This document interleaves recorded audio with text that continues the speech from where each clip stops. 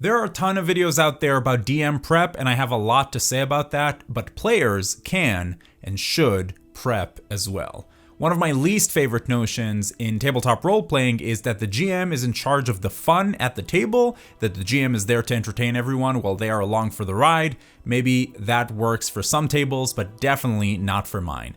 The GM is another player at the table just like you, who has taken on a role that usually requires a lot of heavy lifting and planning and prepping, depending obviously on the system, and they're probably a control freak who likes to be in charge, or not.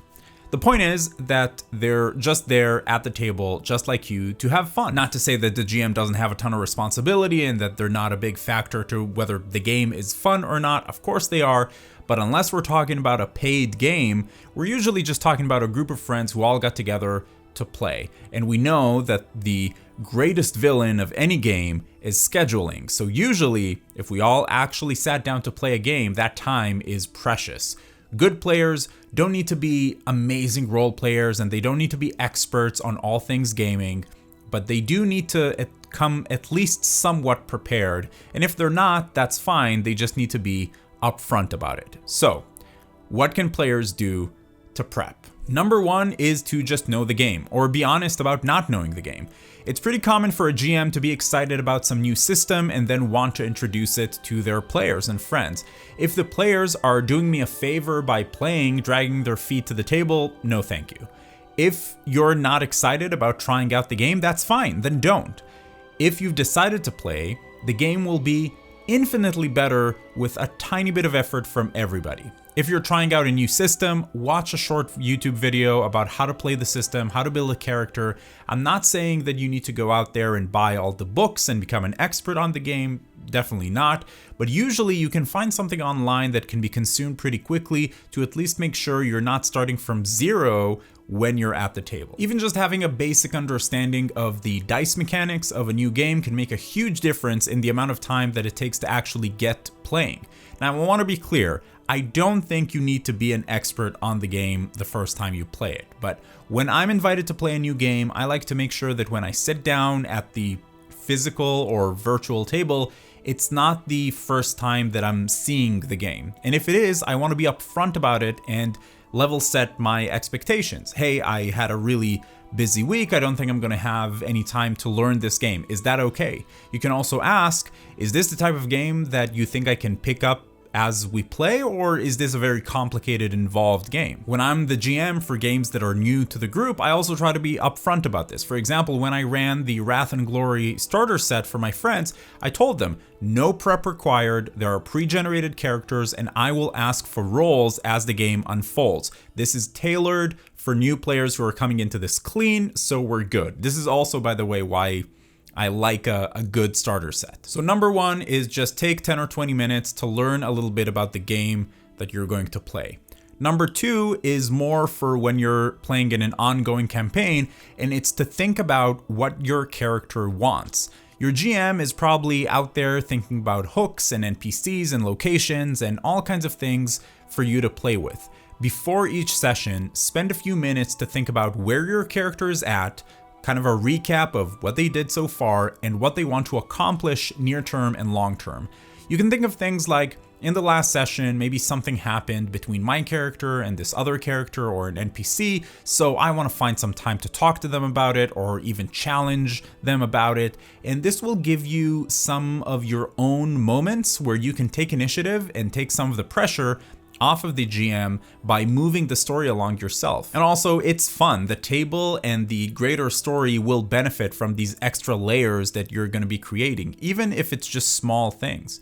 Also, try to think of a long-term goal, something that can be the reason behind basically everything you do. One of the most frustrating moments at any table can be when the GM asks, okay, so what do you want to do? And then the table just goes dead silent. There's a lot of implied pressure on the GM in those situations to make the options ahead of you obvious. And sure, there are definitely plenty of things that a good GM can do here and structure that situation maybe a little bit differently. I'm not saying that there's no responsibility on the GM, of course there is. But as a player, if the table is quiet and the party's not really sure what to do next, and you know your long-term goal, you can use that to fuel your choices. If you've watched Campaign 2 of Critical Role, The Mighty Nine, I don't remember exactly the specific story, but there are full character arcs that happen just because one character wanted to go to one place. D&D specifically doesn't give you anything mechanical for this, but many systems will reward you for this behavior. Ironsworn, for example, has the background vow.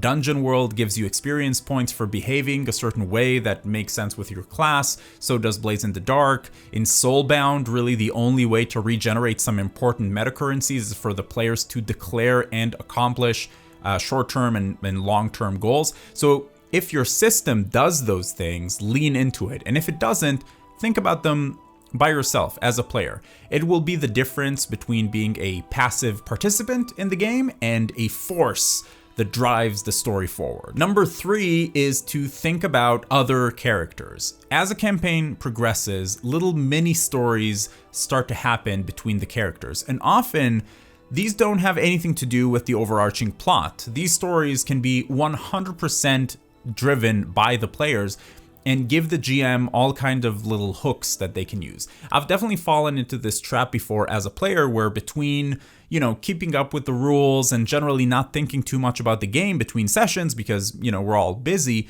I was mostly occupied with my character and really only interacted with the other characters opportunistically as things came up during play, which generally is fine. But if you're playing a roleplay heavy game, there's most likely an opportunity for you to do more. Think about those little mini stories that are happening between you and another character. Is there anything that you could do the next session to move that story along, or maybe help another character develop their own story? Maybe start a new story. Maybe even reach out to one of the other players between sessions and say, hey, I think it would be interesting if my character started suspecting your character of stealing or of having ulterior motives. Number 4 should be an obvious one: help with logistics. Take on one of the out-of-play roles that typically the GM does. Take on scheduling or note-taking or snack coordination or rule lookups. Let the GM focus on running the game, which is usually a lot of work, and take on a role that makes the whole game more equitable and just easier. I've played with groups where everyone was in their 30s and 40s and have been playing for years, and still there was this expectation that the GM coordinates when we play, where we play, what we eat, and, deal with it if people were being flaky about showing up or not.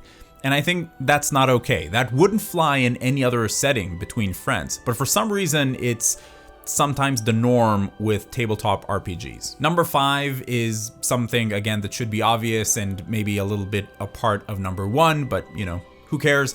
Try to stay on top of your character sheet, especially if you're playing a more involved game like Warhammer Fantasy Roleplay or even D&D. The character sheet has a lot of moving parts. How much gold do you have? What talents or feats or gear do you have? Which spells do you have? It's fine to look things up at the table, it's not a big deal, but if you spend a few minutes before the session just quickly going over the state of your character sheet, it's going to make your play smoother, easier, faster. Even if you go out of your way and help other players do that as well, all the better. All in all, most of these things will just take you a few minutes here and there, but will have a pretty big impact at the table. And if you have a good, dedicated GM who puts in time and work to run a good game for you, I promise you they will appreciate just seeing that you are also dedicated to the game, even if it's just a casual game. It's always better when everyone sees that everyone else cares about the game and having fun with it. And these things should of course go along with everything else that makes a good player who actively participates and cares about everyone at the table having fun and doesn't just expect the GM to be in charge of everything. So what kind of prep do you do as a player, or as a GM, what kind of prep do you expect your players to do? Let me know so I could steal from you. That's it. Go play a game.